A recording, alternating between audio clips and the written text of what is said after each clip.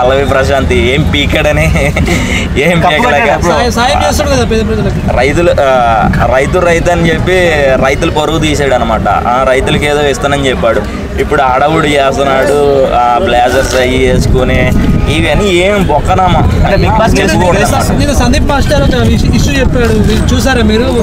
పల్లవి ప్రశాంత్ మాదాపూర్ లో సెట్ అయ్యిందని చెప్పి విషయం బయట. అదే ఇప్పుడు ఎవరో వ్యక్తిగతంగా ఎదగడానికే తప్ప ఈ ఫేమ్స్ ఇవన్నీ కూడా జనాలకి ఏదో చేసేయాలి, జనాలకి ఏదో చేద్దాం అనేది అయితే కాదు బ్రో. ఓకేనా?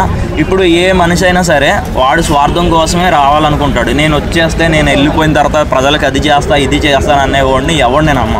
ఎందుకంటే పెద్ద పెద్ద మహానుభావులే పోయారనమాట. పొలిటికల్ లీడర్స్ని చూస్తున్నాం బ్రో. ఎన్ని ఆస్తులు, ఎన్ని కోట్లు, ఎన్ని వేల కోట్లు ఉన్నాయి కానీ ఇంకా సంపాదించుకోవడానికే చూస్తున్నారు తప్ప ఎవడైనా ఒకరికి పెట్టే ఇగో 100 మందిలో ఒకరికి మాత్రమే ఉంటుంది అనమాట ఆ స్వభావం.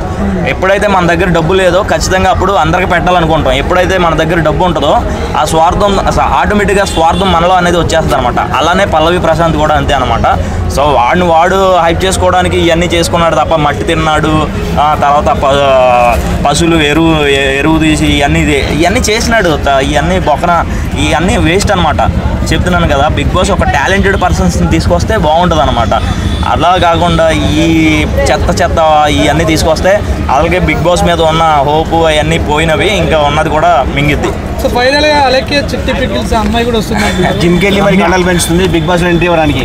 అలేఖ్య చిట్టి పికిల్ అంటే యూత్కి ఇప్పుడున్న జనరేషన్లో అలేఖ్య చిట్టి పికిల్ లాంటి వాళ్ళు కావాలన్నమాట. ఎందుకంటే హౌస్లో మంచి పికిల్స్ చేసి అందరికీ పెడితే ఆ తర్వాత తినే వాళ్ళందరూ కూడా ఏదన్నా కామెంట్ చేశారనుకో, పొరపాటున ఎవడన్నా ఏమన్నాడు అనుకో, ఆఫ్టర్ ఆల్ పచ్చడే తినలేకపోతున్నావు, బిగ్ బాస్ ఎలా తీసుకున్నారని అంటది. సో బయట అయితే వీడియోస్లో మంచిగా ఉంది అసలు. అలేఖ్య నన్ను లేపి ఇంకా అన్నట్టుగా ఉందన్నమాట.